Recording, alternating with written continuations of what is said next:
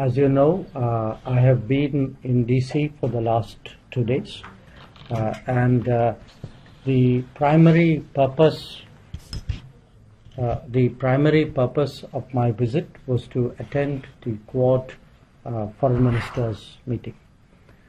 And I obviously, in addition to the meeting itself, I met bilaterally with my counterparts, Secretary Rubio, Foreign Minister Penny Wong, and Foreign Minister Takeshi Iwaya. I also had separate meetings with the Secretary of Defense, Pete Hegseth, and with the Secretary of Energy, Chris Wright, yesterday. So let me start with the Quad, because as I said, that was the main purpose. Now, the meeting which we had was a much longer and a much more detailed one than we had in January, which actually happened to be the first day that Secretary Rubio had taken office. And all the Quad ministers, I think we all agreed strongly that our goal in the Quad was to strengthen strategic stability in the Indo-Pacific. And this meeting, the discussions were largely devoted to enhancing delivery on various initiatives and projects. As is the practice on such occasions, we had a very open, very freewheeling discussion on regional issues of the Indo-Pacific. A lot of that was a granular analysis of different situations, different issues of the Indo-Pacific itself. But again, in the light of recent developments, it was natural that we also spend some time discussing the Israel-Iran conflict, also what the U.S. had done in Iran. Now, while our meeting was taking place, there was in parallel a Quad business roundtable on critical minerals, and there were companies from all the 4 Quad countries which were present at that roundtable. Now, in terms of Quad, of course, in its current incarnation, it's been there since 2017. It has grown steadily. All of you are aware of it. But I just want to flag some recent developments, because people often ask, saying, okay, how is it deepening? How is it progressing? So let me highlight some of them. One, we launched the Quad Critical Minerals Initiative, and this would be focused particularly on the mineral recovery, which is very important for all of us. Second, there's the Quad Indo-Pacific Logistics Network that was launched earlier in the year, and we decided it will hold its field training exercise, first field training exercise, fairly soon. It had held its tabletop exercise in May. Then there is the Quad at Sea Ship Observer Mission. This involves our coast guards, and that's recently launched from Palau to Guam.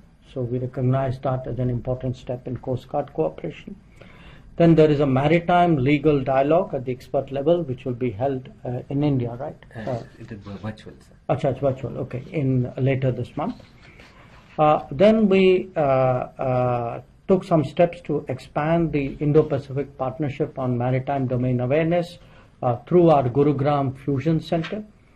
Also a Maitri workshop, which will allow us to assess capability gaps and build maritime capacity. There will be a Quad Ports of the Future Partnership Conference, which will focus on resilient ports and shipbuilding. And of course, a Quad partnership on cable connectivity and resilience. It will hold a conference on undersea cables. So as you can see, the Quad members are all, fundamentally maritime nations. A lot of what brings us together, the Indo-Pacific, is the maritime facet of our capabilities, and most of what you can see as steps of advancement are in the maritime area. Now, from this meeting, if I have 3 or 4 takeaways, I would say one, quite clearly, because as I said, this was a really detailed Quad meeting we were doing under Trump 2.0 administration. There was a very clear affirmation of the deepening commitment of all members to the Quad. Second, this goal of strategic stability that I spoke about, obviously it's expressed through various initiatives and cooperative endeavors. And what that essentially means is we are discussing how do we build our own capabilities and those of others through cooperation, and how do we mitigate vulnerabilities. That if there are vulnerabilities of various kinds for various nations, over dependence or reliance, over reliance in a way, then what is it we can do with each other to address those gaps and make that less of a problem. The Quad architecture has been, because Quad has grown in the last 8 years in a sort of very organic fashion. So every time there's a meeting, there are new ideas, something is set up, there's a discussion, some project is done, some new cooperation is started. So the feeling was, look, it's got a bit messy, so let's streamline it into 4 clear streams. And those 4 clear streams were maritime and transnational security, economic prosperity and security, critical and emerging technologies, and humanitarian assistance and I think emergency response. We also expect to hold the Quad Summit in India later this year, and we had a useful discussion about preparing for that. There was, we tabled some ideas, so did others. We had a discussion. Obviously, those ideas have to take form before I'm in a position to share that with you. So that was, the sum and substance of what happened on the Quad side. In terms of my bilateral meetings, I had a good session with Secretary Rubio, and we essentially did a stock taking of the last 6 months, and what do we do to go, look ahead. And this included a discussion on trade and investment, on technology, on defense and security, on energy, and on mobility. Now, defense and energy are 2 subjects where, particularly with the US, I think they're substantive enough to warrant a separate meeting with their secretaries, which is why I had a meeting with Secretary Hexet and with Secretary Pratt. I also had very useful conversations with my other 2 counterparts, Penny Wong of Australia and Takeshi Iwaya of Japan. In both cases, obviously, whatever are the particular bilateral issues in those relationships were the subject of our discussions. We talked about visits which were due on either side, preparing for the meetings of our Prime Minister, which are also impending. So overall, I would say, for me, it was a very productive day yesterday, and in terms of the evolution of Quad, I think it was again a step forward. Not just, I would say, in terms of a sort of another meeting of the Quad, but in many ways it was a sort of a house cleaning and a way of making it more efficient. There was we were self-auditing ourselves and saying, okay, how do we deliver better? How do we make it more efficient? So that's the spirit really in which we approached this particular meeting. So that's what I had to share with you. I'd be very happy to respond to any questions that you may have. Please do introduce yourself by name before beginning. Foreign Minister, thank you. Jaishankar with the Hindustan Times. So could you tell us a little bit about the substance of the Quad's discussions on the Pahalgam terrorist attacks as well as the Operation Sindoor? What was said to you by your counterparts from the other Quad ministers? Well, we had you saw that it was something which I spoke about publicly in my remarks. It's also reflected in the joint statement of the Quad Foreign Ministers meeting. And essentially, with each of my counterparts, I had shared with them this sense that look, the nature of the terrorist challenge, the fact that we have confronted it really over multiple decades, and that we are very resolved today to respond to it very firmly, and that we have the right to defend ourselves. I think that's something which not just Quad partners, but I think many other countries. I was in Europe. You had a lot of countries recognizing that. But what is important for us in the Quad statement, as also the statement which the Security Council had issued on April 25, is that the perpetrators of terrorism must be held accountable. They must be brought to justice. And that's important because we then have to communicate to the world that what we did during, on 7th May, the objective of Operation Sindoor is that if there are attacks, if there are terrorist attacks, we will act against the perpetrators, the supporters, the financiers, the enablers. So that message, I think, was conveyed with great clarity. Minister Saurabh Shukla, I represent News Mobile. I also represent Prasar Bharati and consolidated to the Republic TV. Minister, Prime Minister Narendra Modi took a bold step post Pahalgam and etched a new strategic doctrine of India. There are reports even now that there are Pakistan-based terror groups which are continuing to plot terror attacks against India. There are groups which are active, which are openly seen, the leaders openly. What happens if there is another terror attack on India which is directed from Pakistan or financed by Pakistan? Look, Saurabh, nobody is going to answer that in the hypothetical manner in which you posed it. I think what we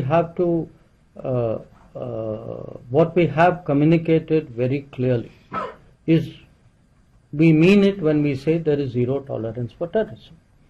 Now, and we also, if you look back at Prime Minister's address to the nation after the cessation of firing on 10th of May, there were some very clear messages which came out of that. So it's really for the terrorist groupings and for their sponsors to absorb and to reflect on those messages.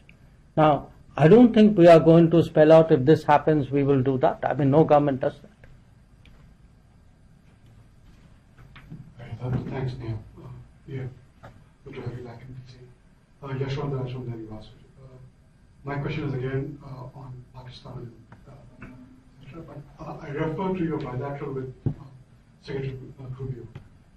Did U.S. insistence on having played a role in ending the conflict, did that come up? I mean, No. The President has continued to claim credit for it. I mean, now people have lost count of how many times he's done that.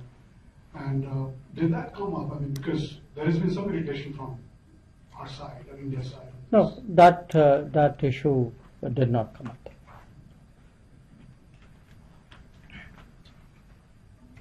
Thank you for. It's working. Hello. It's okay? Yeah. Thank you, Foreign Minister. This is Vishnu from South Asian Herald. How do you assess the overall impact of the recent armed party delegations that returned to India? And have they contributed meaningfully in shaping global consensus on India's policy on zero tolerance and to defend its people against terrorism? And the second one regarding Quad, you mentioned yesterday that Quad has made substantial progress in areas such as maritime cooperation, logistics, education, and political coordination. Are there still any outstanding issues or concerns that India is currently discussing with its Quad partners ahead of the New Delhi summit? Thank you. Well, I have spoken about the all-party delegations in India, and let me again reaffirm that we have, we very much value and appreciate what they did. I think when I look at the engagements they had, the conversations, the impact that they had, it's very good for a country. It really serves our national interest when you have a broad-based set of people who speak with one voice abroad. It conveys a strong message of national unity. It underlines a certain seriousness about responding to terrorism. As a democracy, I think it does, in many ways, does credit to us that you have leaders. I mean, whether you talk of Shashi Tharoor or whether you talk of Supriya Sule or Kanimari Ji, or, I can give you the list, or indeed leaders from the ruling party, Ravishankar Prasad Ji or Jay Panda, Sanjay Jha, who's part of the NDA coalition, or Shinde. Look, all of them, and again, if you look at the members, you had a diversity of people, and you had many people again who have some earlier association with foreign affairs. Salman Khurshid, Anand Sharma, people like Ghulam Nabi Azad, who are well known in many ways. So what it did, and you had some ambassadors as well, former ambassadors. So if you look at the entirety of that initiative, I think when you had a set of people with a track record, with that diversity, you actually saw the political pluralism of India come together on an important issue and send a strong unified message. And I think that was something really great, and it's something which, I mean, quite apart from being a minister, honestly, as a person, as a Indian citizen, I applaud that. On the Quad issue, look, what happened, the way Quad has worked, we started, it's a very, in some ways, a unique organization. It doesn't have a legal, formal framework. There's no document that countries signed up to. So what has happened from the start is we met, it was very comfortable, there was a certain commonality of purpose, there was a common ground which we were covering, there was a convergence of interests which drove us. And every time we have met, and in between meetings, our officials keep talking to each other, we have built up an agenda. And so when you ask me, if you've done this, what remains to be done? Well, there's a universe of things remaining to be done, because it is not like there's a limit. It's not like we have 10 tasks and we have done 5. I think the more we develop the Quad, many more possibilities really would open up. And sometimes the possibilities would reflect the need of the day. I would say 5 years ago, maybe undersea cables was not such a big deal. Today it is. Critical minerals was not in people's lexicon. It now is very dominant. So issues will pop up. New priorities will emerge. Sometimes old ones which were not addressed will also be looked at. So in that sense, I mean, in a good way, you make it up as you go along. You are very open-ended. We welcome any suggestion which any member has, or even which somebody else may give us, and build up an agenda on that basis. And that's the way we've actually built up the Quad, and I'm sure that's the way we'll continue to do that. Thank you, Mr. Minister. Reena Bhardwaj, JNI. The Quad members also expressed concern about the South China Sea. I'm wondering if you have anything to add on or share something on in terms of the conversations. And the U.S. also plans 500% tariffs on import of Russian oil. I'm wondering if there were any discussions. You're talking of the Senator Graham's. So if there are any discussions on that front too. Well, on South China Sea, we had there was some discussion, because, as you know, that is an issue of great concern, not just to Quad members, obviously to Quad members because we are all maritime, but to the region and in many ways to the world as a whole. And a lot of the issue is really issues pertaining to UNCLOS, and there's been a tribunal verdict there. And the issue is to find a sort of a solution to the disputes which are there pertaining to that. And obviously the Quad members all have a shared interest, because for us it's a very important international waterway. So how to ensure that it stays calm and free of conflict is something which is a common priority. Regarding Senator Lindsey Graham's bill, well, obviously, you know, any development, but which is happening in the U.S. Congress is of interest to us if it impacts our interest or could impact our interest. So we have been in touch with Senator Graham. The embassy, the ambassador has been in touch. I think our concerns and our interests on energy security have been made conversant to him. So we'll then have to cross that bridge when we come to it, if we come to it. Sir, thank you for doing this all. As you have mentioned during this bilateral meeting with your U.S. counterpart, you have discussed so many wide range of topics. Do you see during any upcoming meetings as an opportunity for the India and the U.S. to discuss initiatives around seasonal labor mobility for India to U.S.? As we see the significant contribution of the Indian and Sikh community in the sectors like agriculture, transportation, retail, and hospitality. It will be win-win situation for both the countries. Well, I note that you have that point of view, but I would say on my visit, obviously that specific issue did not come up. But I did raise the question of more efficient and smooth issue of visas, because I think that is a public concern in India. And as a minister, I obviously reflect the concerns of my country when I come to the United States. So I did raise that issue. But on the particular aspect that you mentioned, no, that did not come up for discussion. Thank you. Yeah, I can hear you. Go ahead.